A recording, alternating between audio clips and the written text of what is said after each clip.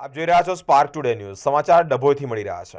APMC ખાતે ખેડૂતોએ હલ્લાબોલ કર્યો છે. સીસીઆઈએ કપાસની ખરીદી બંધ કરતા જ હલ્લાબોલ કરવામાં આવ્યો છે. તાલુકાના 1000થી વધારે ખેડૂતોને આની અસર થશે. કપાસની ખરીદી બંધ કરતા જ ખેડૂતોને લાખો રૂપિયાનું નુકસાન પણ થશે.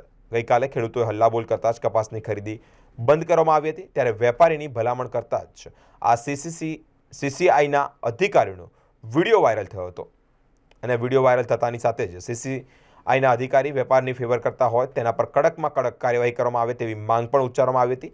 વિરોધ પ્રદર્શનમાં જિલ્લા પંચાયતના ઉપપ્રમુખ અશ્વિન વકીલ સહિતના આગેવાનો મોટી સંખ્યામાં જોડાયા હતા. કેન્દ્ર સરકાર દ્વારા ખેડૂતલક્ષી યોજનાઓ પૈકી કપાસની ખરીદી સીસીઆઈ દ્વારા ડભોઈ તાલુકામાં એપીએમસી દ્વારા ચાલુ કરવામાં આવી હતી, જેનું સેન્ટર શ્રીજી ફાઈબર હતું. ત્યાં આગળ ખાનગી ખેડૂતોને લાભ થાય તે હેતુથી કેટલાક નિર્ણયો સીસીઆઈના અધિકારીઓ દ્વારા લેવાતા હતા, જેના કારણે વારંવાર છેલ્લા 8-10 દિવસથી ધારાસભ્યશ્રીને રજૂઆત કરતા હતા, પરંતુ વિધાનસભા ચાલુ હોવાથી ધારાસભ્યને રૂબરૂ મળી શકાયું નથી ખેડૂતોથી, પરંતુ ફોન પર રજૂઆત થઈ હતી. અને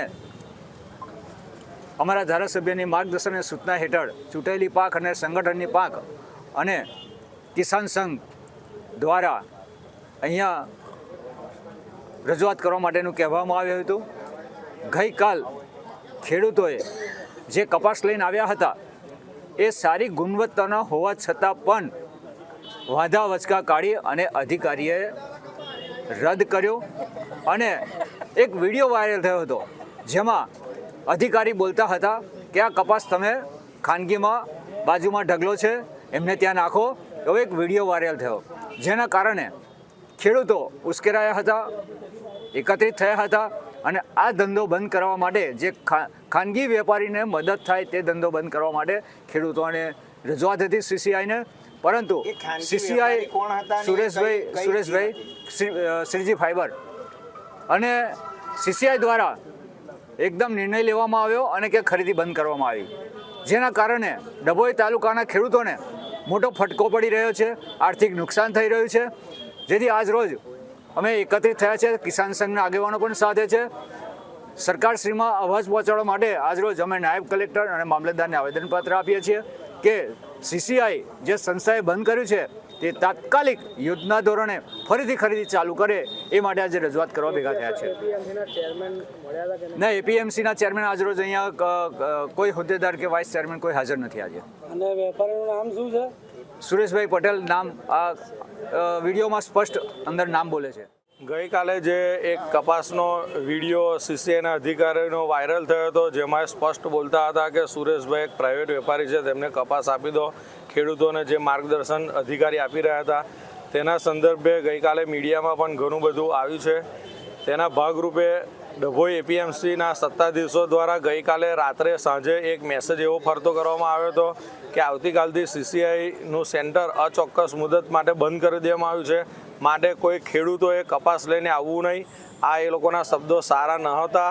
ત્યાર પછી બીજો એક મેસેજ એવો પણ એપીએમસી દ્વારા નાખવામાં આવ્યો હતો કે તમામ ખેડૂતોએ એપીએમસી આવવાની જરૂર નથી, તમે સરકારમાં રજૂઆત કરો, કલેક્ટર ઓફિસ રજૂઆત કરો અને આ રજૂઆત વહેલી તકે કરો, જેથી સિઝન બંધ થતાં પહેલાં ખેડૂતોનો કપાસ લેવાય.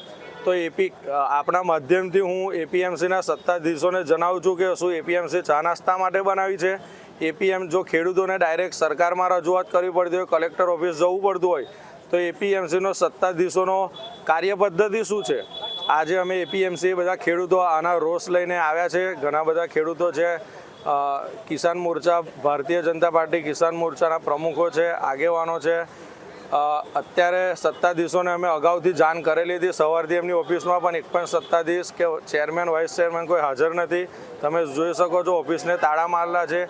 હવે અમે એસડીએમ સાહેબને આનું આવેદનપત્ર આપીશું અને આ સીસીઆઈ જે એ લોકોએ રાત્રે મનસ્વી નિર્ણય લઈને ખેડૂતોને હેરાન કરવાનો નિર્ણય જે લીધો છે સીસીઆઈ બંધ કરવાનો, તે કોઈપણ ભોગે ચલાવી નહીં લેવાય અને એના પરિણામ બહુ આકરા આવશે. જો એ લોકો એવું કહેતા હોય કે સિઝન બંધ થતાં પહેલાં CCI ચાલુ ખેડૂતો જાતે કરાવે. તો હું આપણા માધ્યમથી કહું છું, ખેડૂતોની સિઝન બંધ થશે તો તમારા બી શટરો બંધ થઈ જ જવાના છે, એમાં કોઈ રોકી નથી શકવાનું. આગામી સમયમાં શું કરશો આ નહીં?